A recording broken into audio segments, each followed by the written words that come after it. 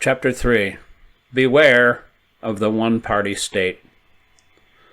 The parties that remade states and suppressed rivals were not omnipotent from the start.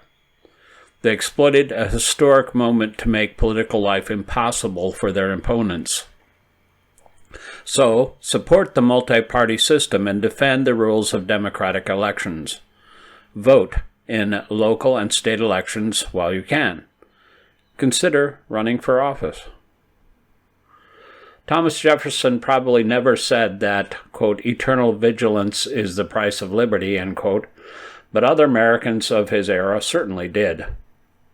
When we think of this saying today, we imagine our own righteous vigilance directed outward against misguided and hostile others.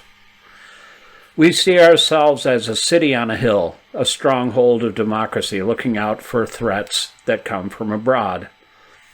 But in the sense of saying, the sense of the saying was entirely different, that human nature is such that American democracy must be defended from Americans who would exploit its freedom to bring about its end. The American abolitionist Wendell Phillips did in fact say that eternal vigilance is the price of liberty. He added that, quote, the manna of popular liberty must be gathered each day, or it is rotten. The record of modern European democracy confirmed the wisdom of these words.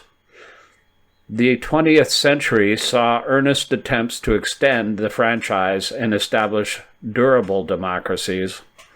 Yet, the democracies that arose after the First World War and the Second often collapsed when a single party seized power in some combination of an election and a coup d'etat. A party emboldened by a favorable election result or denying an unfavorable one might change the system from within. When fascists or Nazis or communists did well in elections in the 30s and 40s, what followed was some combination of spectacle, repression, and salami tactics, slicing off layers of opposition, one by one.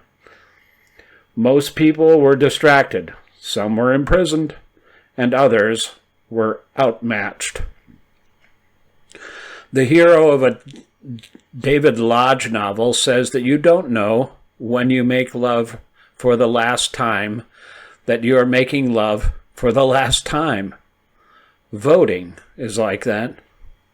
Some of the Germans who voted for the Nazi Party in 1932 no doubt understood that this might be the last meaningfully free election for some time, but most did not.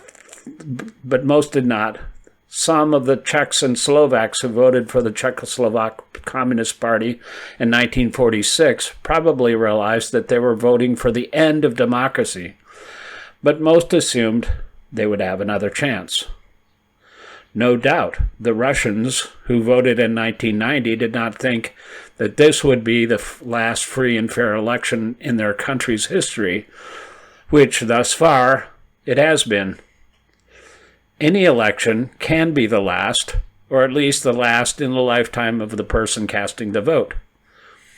The Nazis remained in power until they lost a world war in 1945.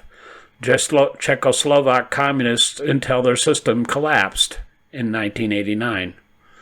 The Russian oligarchy, established after the 1990 elections, continues to function and promotes a foreign policy designed to destroy democracy elsewhere. Does the system of tyranny apply to the United States? Certainly, the early Americans who spoke of, quote, eternal vigilance would have thought so. The logic of the system they devised was to mitigate the consequences of our real imperfections, not to celebrate our imaginary perfection. We certainly face, as did the ancient Greeks, the problem of oligarchy, ever more threatening as globalization increases differences in wealth. The odd American idea that giving money to political campaigns is free speech means that the very rich have far more speech and so, in effect, far more voting power than other citizens.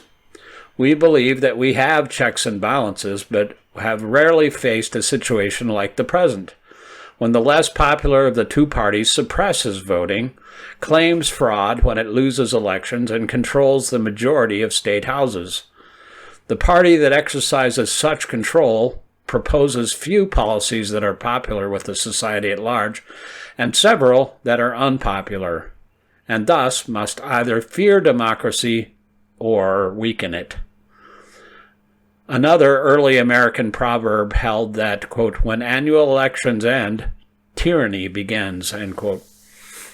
When we come to see one of our own elections, such as Russians see the elections of 1990, or Czechs see the elections of 1946, or Germans the elections of 1932, this, for now, depends upon us.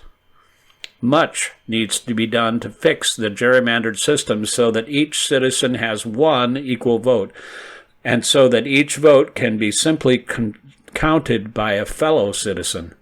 We need paper ballots because they cannot be tampered with remotely, but can always be recounted.